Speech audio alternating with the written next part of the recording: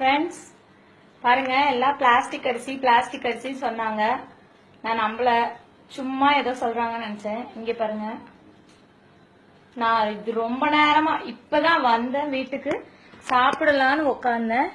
பாருங்க, தட்டுல எல்லாமே போட்டுக்கிட்டேன். அதுல இருந்து தான் ஒரு இது எடுத்திருக்கேன். கரெக்டா நான் சாப்பிடும் போது ஒரு வீடியோ போன்ல வந்தது, அதை பார்த்துட்டு இருந்தேன். பார்த்தா அது இது நான் முந்தா நேத்து வாங்கின அரிசி.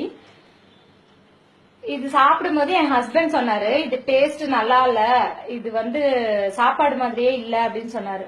சரி, ரைஸ் மாத்திட்டு வேற வாங்கிட்டோம். பட் ஆல்ரெடி நான் காலையில வடிச்ச சாப்பாடு இது. பாருங்க, நான் நம்பவே இல்ல.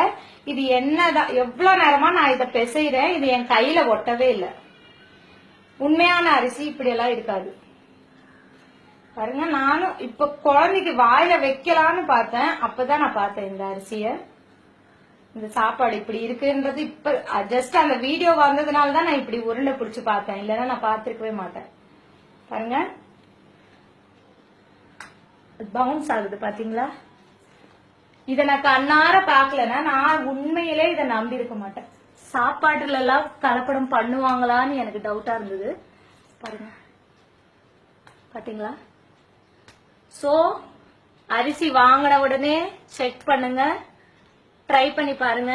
கையில இப்படி ஒட்டல, ஏதாவது ஃபங்க்ஷன் போனா கூட சாப்பாடை பிசைஞ்சு பாருங்க, கையில ஒட்டுதான்னு பாருங்க. அப்படி ஒட்டலன்னா தயவு செய்து அதை சாப்பிடாதீங்க, குழந்தைங்களுக்கு கொடுக்காதீங்க. 2 டேஸா நான் தெரியாம இந்த சாப்பாடு தான் என் குழந்தைங்களுக்கு கொடுத்துருக்கேன். இதனால என்ன விளைவுகள் வரும்னு எனக்கு தெரியல, பயமா இருக்கு. ஸோ ப்ளீஸ் இதை ஷேர் பண்ணுங்க எல்லாருக்கும்.